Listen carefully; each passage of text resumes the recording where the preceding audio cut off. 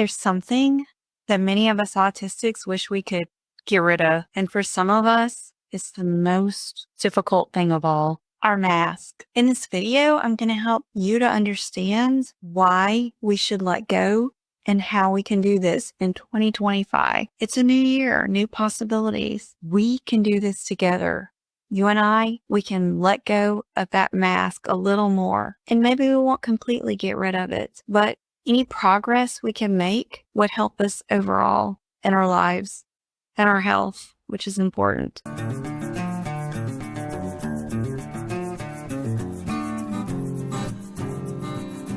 First of all, I'm going to be talking about what is high masking? What does that mean? When we are little kids, we don't know that we are any different, really. It's as we grow that we notice how different we are from others.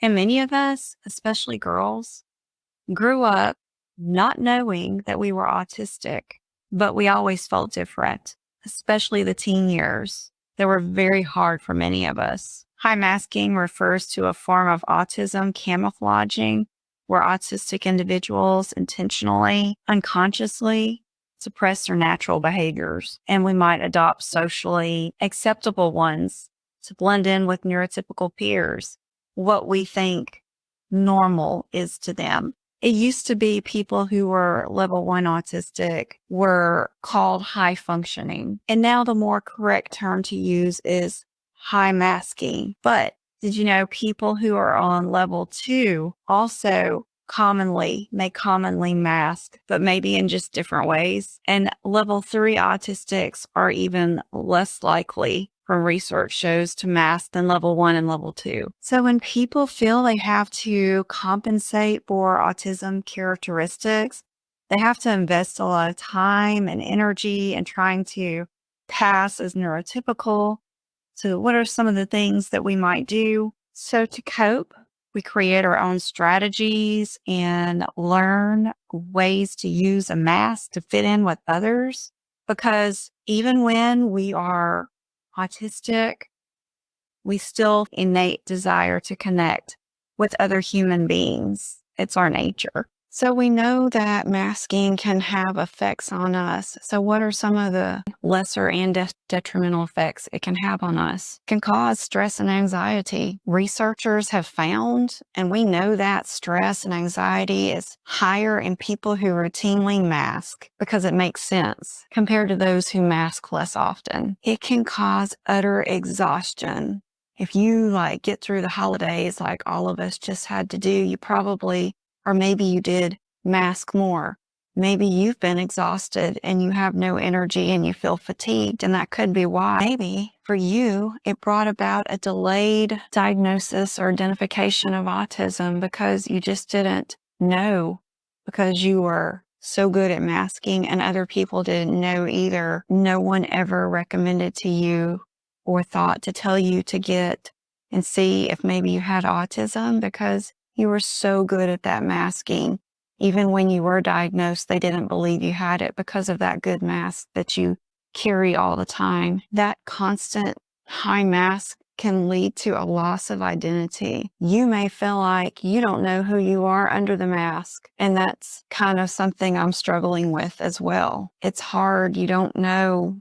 You think if you drop the mask, people won't see you as maybe exciting, or it's hard. It's really hard. Some autistic people have equated masking to feel like self-betrayal, or maybe you feel like you're deceiving other people. That high mask that you carry can cause burnout, autistic burnout. When people push themselves in ways that are not authentic to themselves, it can result in an overwhelming feeling or overload, sometimes called autistic burnout. That is something I haven't had, I feel like, in several years. It's been several years for me since I experienced that. So as we can see, having that high mask can have lots of consequences for us. And even if we could just unmask a little bit, it would help. And then maybe if we unmask a little bit, that will turn into more.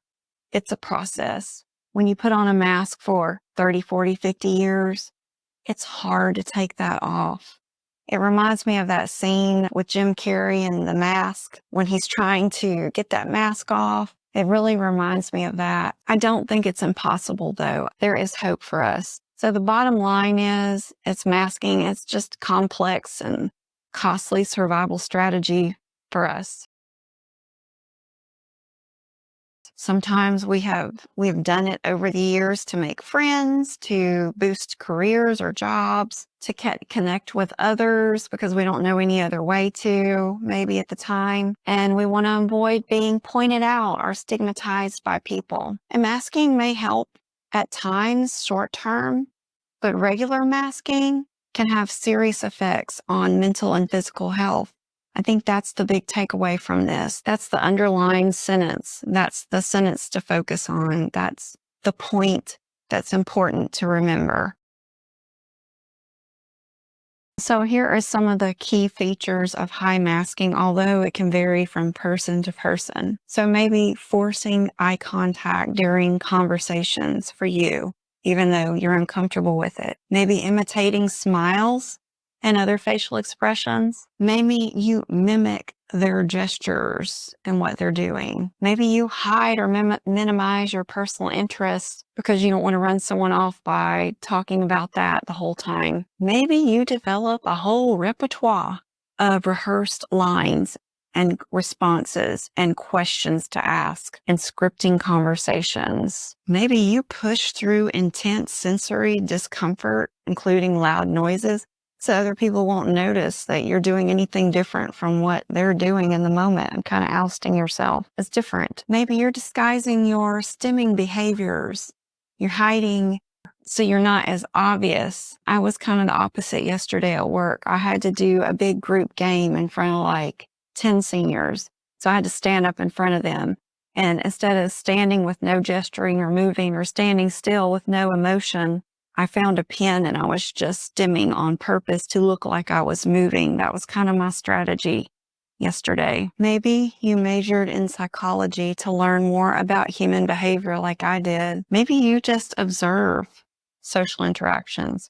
Maybe you find yourself in a social situation and you're watching the behavior of the other people around you while it's going on and you're in it. I've noticed myself doing that too. Maybe you've adjusted the tone of your voice to match other people, or maybe even copied their accent. I found myself doing this after a coworker left, and I was using her mannerisms and gesturing and the way she spoke, and I had to undo that quickly when I realized I was doing that. All right, now let's talk about what strategies you can use to unmask, just even if it's just a little bit more. Number one is to focus on what brings you joy. Take some time to reflect on your passions and values, goals. Instead of trying to meet other people's expectations, focus on what matters most to you. Number two is set healthy boundaries for yourself. If you know that there's a social event coming up and you feel like you're not going to be able to stay 2 hours, give yourself a time limit. Give yourself exiting strategies to use if you need them. Number three is connect with other autistics. I can't tell you how much this means and how wonderful it is to connect with people that understand, as in this community, and it really helps to talk to others who understand us. So how's your experience with masking? Let's chat down below. And if you like this video, stick around. You might like this video or this video as well. I'll see you in the next one. Bye.